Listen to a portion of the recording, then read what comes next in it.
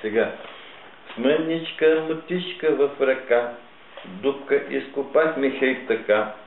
Изкопахме я дълбока, хем широка, колкото протегната ръка.